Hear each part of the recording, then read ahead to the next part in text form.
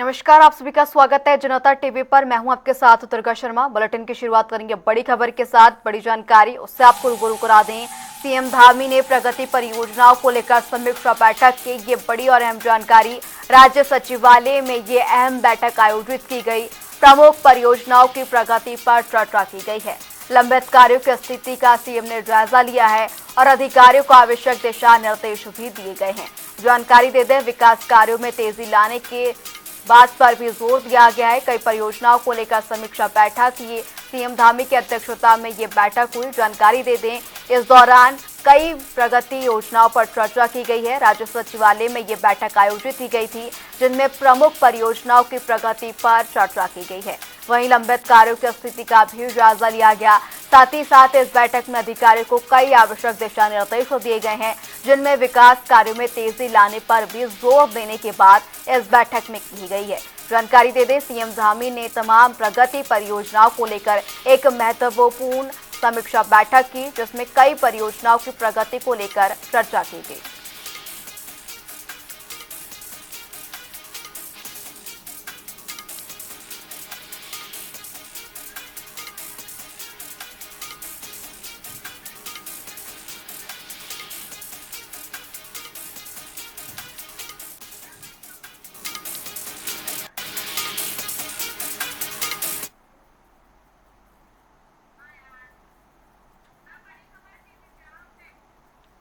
चलिए हम नजर डालेंगे इसी बीच आ रही है एक बड़ी खबर की ओर। बड़ी जानकारी उससे आपको रूबरू करा दे। अहम खबर, मतदाता सूची का विशेष पुनरीक्षण अभियान शुरू। ये अहम जानकारी। बीएलओ घर घर जाकर गणना फॉर्म बांटेंगे। 8 जून से 7 जुलाई तक ये अभियान चलेगा।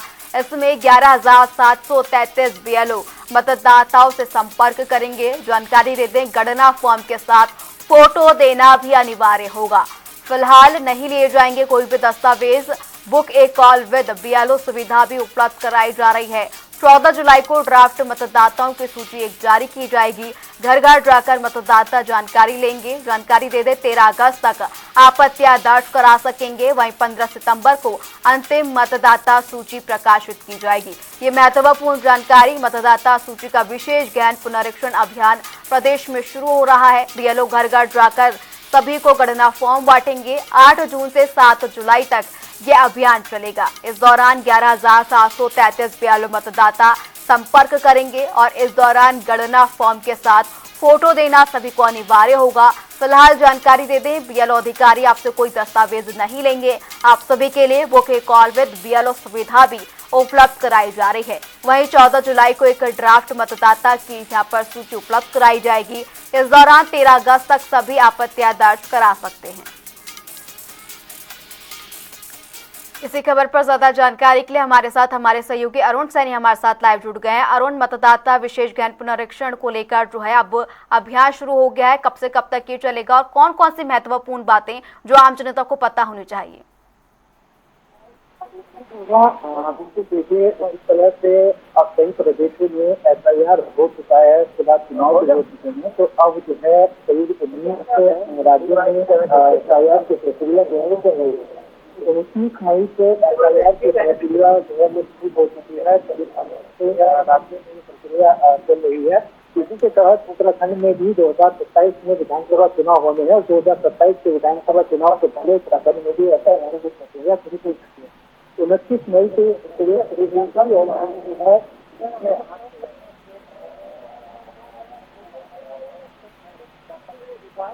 वो सत्यापन अभियान आपसे शुरू हो जाएगा, जिसमें की जो बीएलओ हैं वो घर घर जाकर फॉर्म बांटेंगे और आज से इस तरीके से जो है वो होनी शुरू हो जाएगी। तो ऐसे में जो ये पूरा जो क्रम चलेगा, ये आज से जुलाई तक पूरी जो है स्क्रूटनी होगी मतदाताओं की और घर घर जाकर फॉर्म भरेंगे। स्क्रूटनी के बाद जो है ये 14 जुलाई को मतदाता सूची का जो ड्राफ्ट है वो प्रकाशित होगा। इसके बाद जब 13 अगस्त तक 13 जुलाई के बाद 13 अगस्त तक किसी का अगर नाम खाता है या किसी की कोई समस्या है या कोई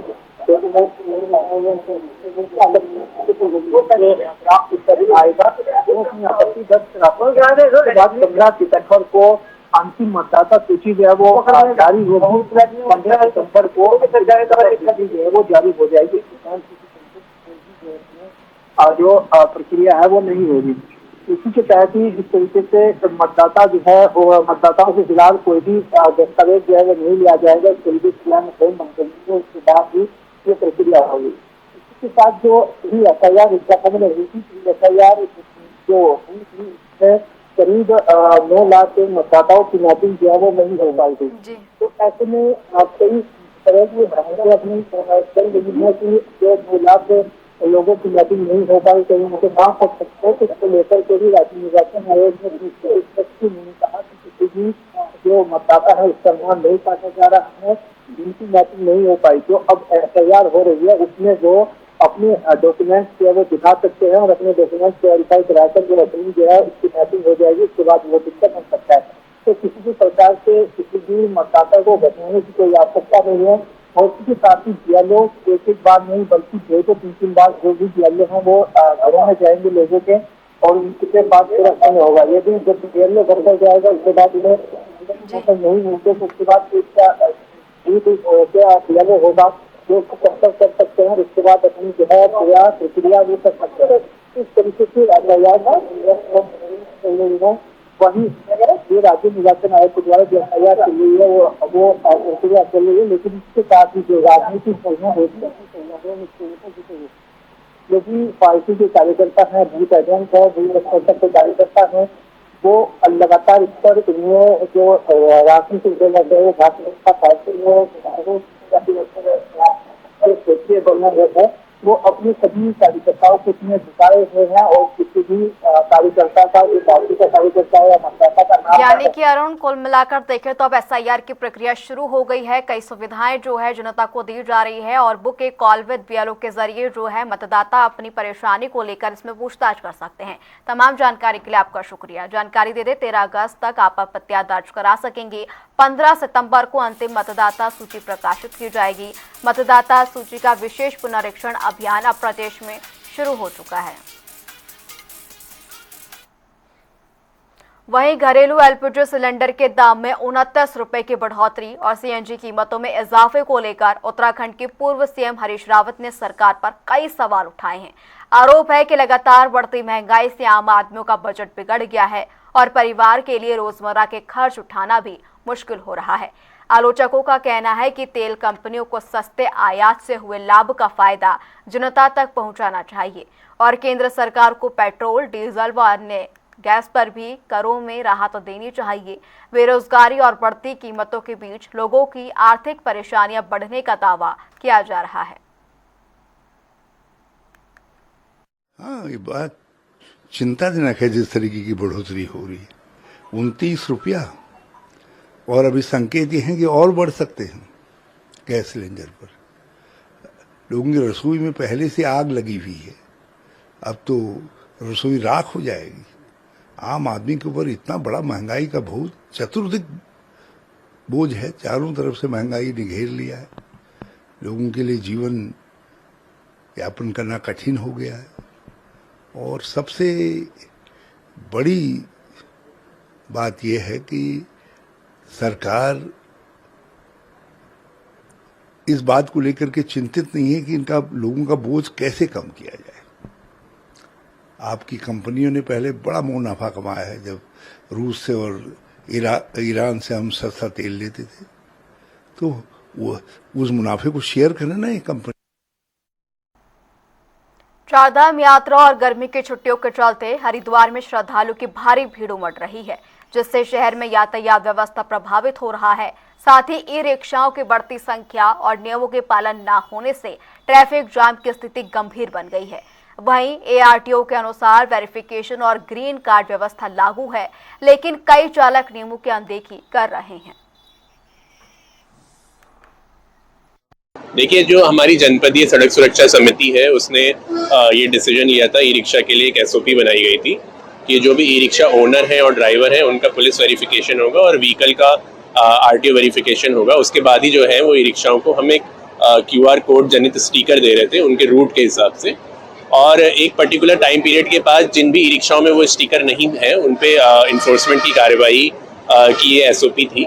तो इसका जो ये पूरा प्रोसेस था वो 31 मार्च तक QR कोड वाले स्टिकर्स देने का था, बट उस टाइम पीरियड में काफ़ी कम ई रिक्शाओं ने ही अपना सत्यापन कराया था। तो उसके बाद से हमारी ये जो इन्फोर्समेंट की कार्रवाई है वो लगातार जारी है, और अभी भी जो ये इस तरह से ई रिक्शा हैं वो अपना सत्यापन करवा रहे हैं। और मेरी सभी ई रिक्शा ओनर और चालकों से ये अपील है कि वो जल्दी से जल्दी अपना सत्यापन करा लें, ताकि किसी भी तरह की प्रवर्तन की कार्रवाई से बच सकें। चलिए हम नजर डालेंगे CPU 4 एक बड़ी खबर की ओर। बड़ी जानकारी उससे आपको रूबरू करा दें। मौसम से जुड़ी है बड़ी खबर। उत्तराखंड में मौसम के अलग अलग मिजाज देखने को मिल रहे हैं। पहाड़ों में बारिश तो वहीं मैदानों में गर्मी का कहर जारी है। पर्वतीय क्षेत्रों में हल्की बूंदाबांदी का दौर जारी है, तो वहीं मैदानी इलाकों में तेज धूप से परेशानी हो रही है। मौसम से जुड़ी अहम जानकारी। देहरादून समेत कई जगहों पर उमस भरी गर्मी देखने को मिल रही है, तो राज्य में मौसम का लगातार बदलता हुआ मिजाज देखने को मिल रहा है। कहीं बारिश है तो कहीं चटक धूप का असर लोगों को परेशान कर रहा है। जानकारी दे दे, उत्तराखंड में अलग अलग जगहों पर अलग अलग तरीके से मौसम अपना रूप दिखा रहा है। पहाड़ों में बारिश का दौर जारी है, तो वहीं मैदानी इलाकों में गर्मी का कहर भी देखने को मिल रहा है। पर्वतीय क्षेत्रों की बात करें तो यहाँ पर हल्की सी बूंदाबांदी का असर देखने को मिल रहा है, और वहीं मैदानी इलाकों में लगातार तेज धूप अपने तेवर दिखा रही है। देहरादून समेत कई राज्यों में उमस भरी गर्मी से लोग परेशान हो रहे हैं।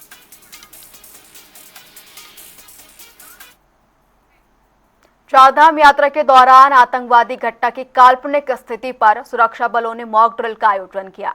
इस अभ्यास में एक संदिग्ध आतंकी को गंभीर रूप से घायल कर निष्क्रिय किया गया और बंधकों को सुरक्षित बाहर निकाला गया। दरअसल ऑपरेशन में ATS, SDRF, फायर सर्विस और स्थानीय पुलिस की संयुक्त टीमों ने प्रभावी रूप से समन्वय दिखाया। पूरी कार्रवाई के दौरान राहत एवं बचाव कार्य तेजी से किया गया। इस अभ्यास का उद्देश्य सुरक्षा व्यवस्था की तैयारियों को परखना और आम जनता का भरोसा मजबूत करना है। हमने अपने फोर्स को सचेत करने के लिए, उनकी एक्टिवनेस को दिखाने के लिए, लोगों को ये सुरक्षा की भावना के लिए हमने डेमोस्ट्रेशन करा गया था, जिसमें एक आतंकवादी की सूचना का हमने बनाया गया था, जिसमें हमने वो करा गया था, जिसपे तुरंत ही हमने कार्रवाई करते हुए उसको आतंकवादियों को घायल अवस्था में, गंभीर घायल अवस्था से उसे अस्पताल भेजा गया, घायल कर दिया गया था, और 3 उसमें जो होस्ट कर रखे थे उसमें उनको छुड़ाया गया था। लेकिन इसमें हमने देखा कि टीम का कोऑर्डिनेशन तुरंत ही टीमों के द्वारा भाग किया गया। ATS ने अपना बखूबी कार्य किया गया, और हमारे SDRF हो गया, फायर वाले हो गए, और हमारी स्थानीय पुलिस द्वारा बड़ा आपस में कोऑर्डिनेशन का काम करते हुए सकुशल कार्रवाई की गई। तो किस तरह की टीम सचेत रही, किस तरह से एक्टिव देखा गया, क्योंकि चारधाम यात्रा चल रही है, भगवान करे इनकेस अगर कोई कहीं पर जरूरत पड़ जाती है तो किस तरह से एक्टिव? नहीं, उसी के दृष्टिगत हमने आज तो एक मॉक ड्रिल इसी का है कि एक आदमी को ये देखता रहे कि अगर इस सिचुएशन को हमने आना है तो किस तरह हमें हैंडल करना है। उस तरह हमने देख लिया कि उस तरह की हैंडलिंग है, और इस तरह के हम बार बार इससे करते रहेंगे, जिससे लोगों में एक्टिव रहे और हमारे उसमें वो रहे। चारधाम यात्रा के चलते उत्तराखंड में श्रद्धालु की संख्या लगातार बढ़ रही है। हरिद्वार और ऋषिकेश समेत प्रमुख मार्गों पर विशेषकर सप्ताह अंत में वाहनों का दबाव बढ़ने से यातायात प्रभावित हो रहा है। ट्रैफिक सुचारू रखने के लिए पुलिस द्वारा अलग अलग स्थानों पर डायवर्जन लागू किए जा रहे हैं।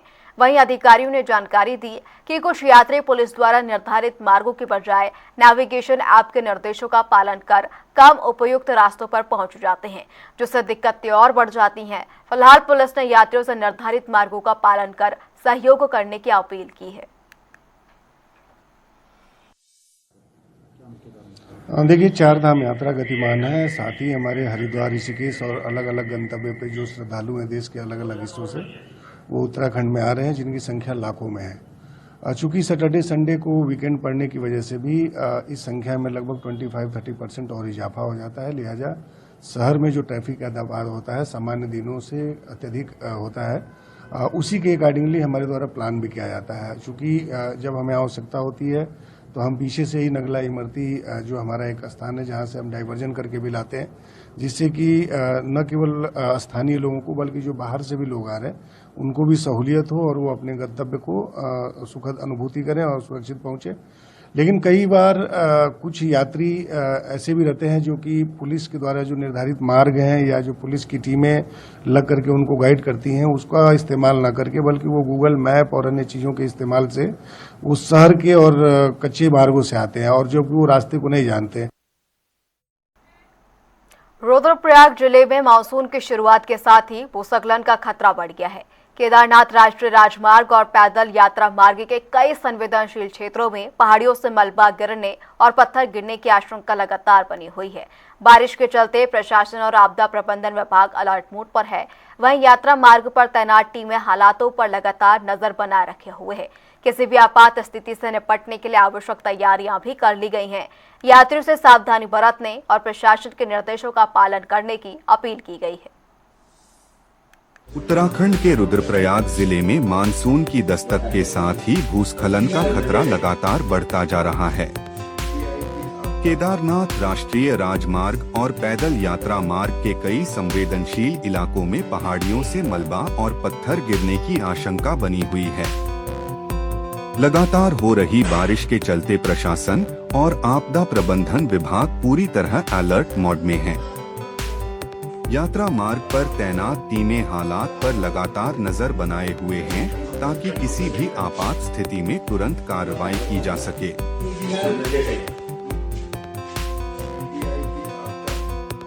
पर तीर्थयात्रियों की सुविधा के लिए हमारी टीमें तैनात हैं।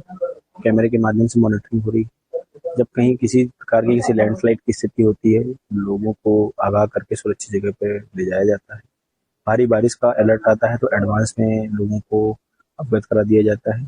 हमारे मेडिकल रिलीफ पॉइंट्स पर डॉक्टर्स तैनात हैं किसी भी तरीके की स्थिति से निपटने के लिए।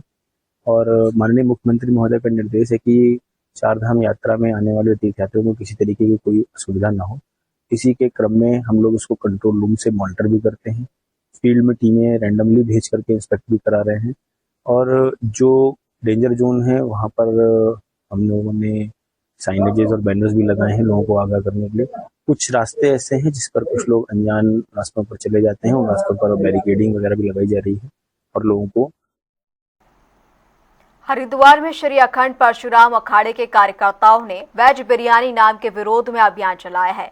दरअसल देवपुरा और तुलसी चौक पर ठेलों पर वेज पुलाव के पोस्टर लगाए गए, जिस पर संतों का कहना है कि धार्मिक नगरी की सांस्कृतिक पहचान को देखते हुए खाद्य नामों में संवेदनशीलता बेहद जरूरी है। वहीं इस अभियान के दौरान कई संत और कार्यकर्ता भी शामिल रहे। हर हर महादेव। ये पावन भूमि देव भूमि है और माँ गंगा जी के प्रांगण है। हम सभी सनातनी रहते हैं और हमारे धर्म की नगरी हरिद्वार ये माँ गंगा जी का प्रांगण मोक्षदायिनी श्री गंगा जी है। बहुत दिनों से हम एक शब्द देखते हुए आ रहे थे जो बिरयानी लिख रहे थे, ये वेज बिरयानी। बिरयानी हटाएं, वेज पुलाव लिखे, क्योंकि माँ गंगा जी का प्रांगण है और सावन का मेला आने वाला, शिव भक्त आने वाले हैं और कुंभ का भी पर्व चलने वाला। हम तो शासन प्रशासन से भी निवेदन करते हैं कि इस मुहिम में आप भी अपनी भागीदारी निभाइए। जिस ठेले पर जिस पे ये चीज लिखी हो उसका चालान करिए और उसके ऊपर ये हटाकर उसकी फ्लैक्सी वेज पुलाव की रखवाइए। हम सनातन को मानने वाले संत समाज की नगरी में ये मांस, मदरा और नशा और ये बिरयानी नहीं चलेगी। काशीपुर पुलिस ने ऑपरेशन प्रहार के तहत मंदिरों में चोरी करने वाले गिरोह का भांडाफोड़ किया है। दरअसल आरोपी तालिब हुसैन अपने साथियों के साथ मिलकर दान पात्र, नगद और धार्मिक सामान चोरी कर कबाड़ी को बेचता था। पुलिस ने सीसीटीवी और सर्विलांस की मदद से आरोपियों को गिरफ्तार किया है। साथ ही उनके कब्जे से नगद, कलश, त्रिशूल और घंटियां बरामद की हैं। फिलहाल पुलिस 2 फरार आरोपियों की तलाश कर रही है।